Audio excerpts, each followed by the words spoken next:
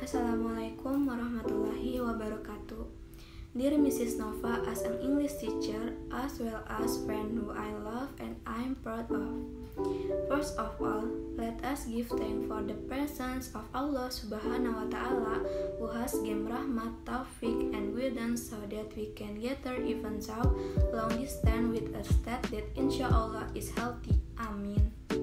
Not to forget our prayers and greetings to the Lord of our Prophet, the great Prophet Muhammad Sallallahu Alaihi Wasallam, who has become a role model for making in all corners of nature.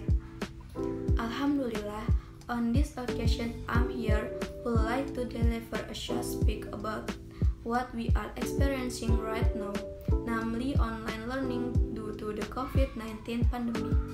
We are currently going through the COVID-19 crisis, a crisis that has cost so many lives. The crisis is a tremendous challenge for our country and the whole world.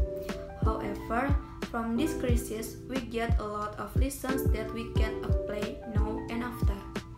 The Indonesian government has urged residents to stay indoors and isolate themselves.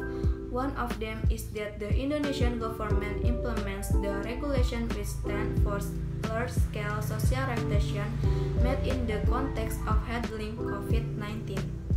This is done with the hope that the virus will not spread more widely and that healing efforts can run optimally. In this social distancing effort, the Indonesian government has also exerted activities outside the home such as educational activities that have been carried out through online learning. Online learning is carried out by utilizing technology, especially the internet. Online learning is carried out using a distance learning system, where teaching and learning activities are not carried out face-to-face. Learning is carried out using media, both print and non-print, audio or video, media, computers or internet, radio and television broadcasts.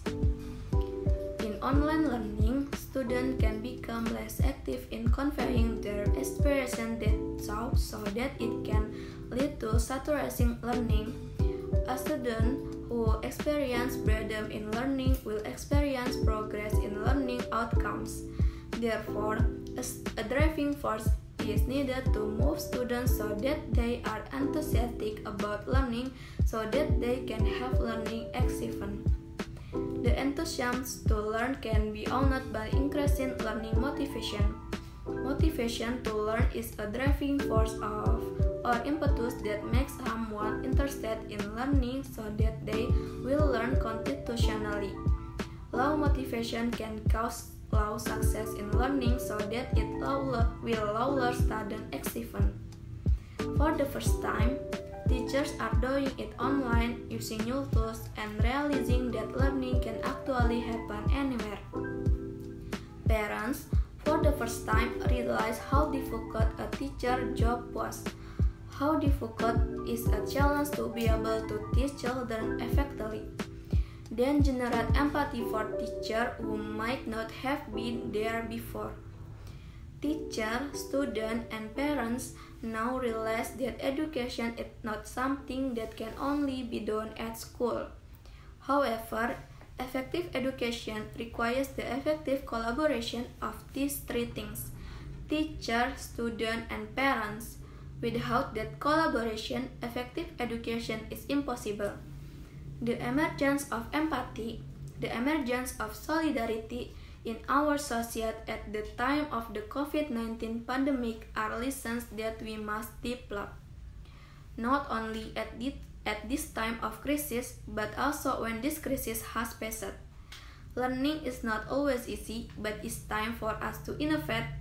It's time for us to do various experiments. This is the time for us to listen and better nation in the future. Ladies and gentlemen, those are the few speech that I can deliver. If there are any wrong words that are not pleasing to the heart of the audience, we apologize profusely, because in fact perfection belongs to only Allah Subhanahu wa Ta'ala. Akhirul kalam. Wabillahi taufiq wal hidayah. Wassalamualaikum warahmatullahi wabarakatuh.